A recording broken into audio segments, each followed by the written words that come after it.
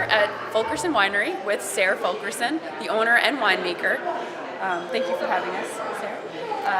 This is an amazing place. What's the history behind the winery? We started the winery in 1989. It's a growth out of a long family history, being on the farm and being involved in the grape business.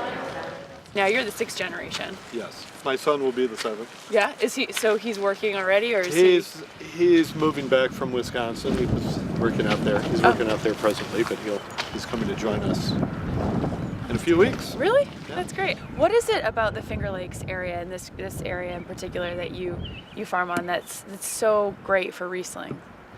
Well, it's the native shale bedrock that's just a few feet under us. And on the surface is glacial till from the last glacial period, which came through about 10,000 years ago. So it tends to exhibit a high minerality level, which Riesling seems to need to really express itself. You've poured us some dry Riesling to taste, which I'm very excited about. I actually noticed on the back of the bottle here that it shows almost like a sweetness scale. So dry, I would assume, is much less sweet than the sweeter varieties. But I think people tend to think of Riesling as a really sweet type of wine. Can you talk about what that means and what this scale is? Riesling tends to be very confusing for people. I think so. Some people expect a Riesling to be sweet. Some people want a dry one. Some people want a very sweet Riesling. And they don't really know until they've tried it. And a lot of consumers feel that they don't know anything about that Riesling until they've tasted it. Right. Yeah, that's so true. That arrow takes a lot of the guesswork out of it. You can go to a store and you can say, okay, that's what I want. I want a dry wine for dinner. But not all Rieslings have that scale on the back. I don't think I've noticed it on everything, but you have it, which is wonderful. This has only been used for about 2 years, and I think this will be much more universal in the next few years. Yeah. Go ahead and try that Riesling, and you'll notice the dryness right off. You'll notice the crisp acidity. You'll notice the minerality that comes from the soils around here. It's excellent. It's not sweet. It's really not sweet at all. It's very acidic. It's really, really bright. Makes your mouth water. Yeah, you get it like right back there. It's great. What would you pair this with? What would you drink this with for food? Well, of course, seafood, chicken.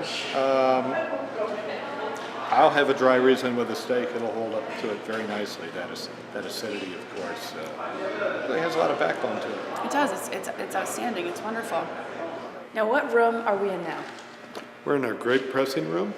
We have 2 presses here. We have a 7-ton and a 22-ton press. That helps us get our 1,000 tons a year pressed.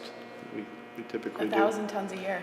1,000 tons a year because we do a lot of custom pressing for other wineries as well as our own grape juice and winemaking.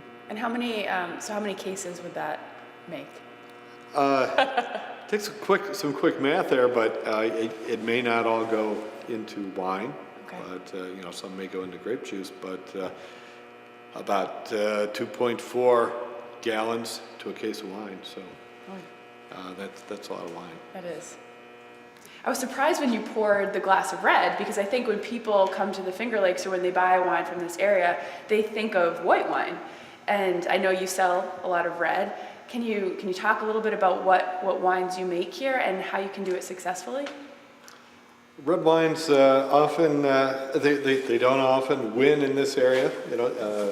We have a few cool years when we might better make rosés, but typically with good cultural practices, with thinning and shoot positioning, we can make very elegant reds, similar to what you'd find in the Loire. Well, Sayre, thank you so much for having us here. Your facilities are amazing and your vineyards are beautiful and your wine is excellent. So hopefully we'll be back soon. Good. Please come back.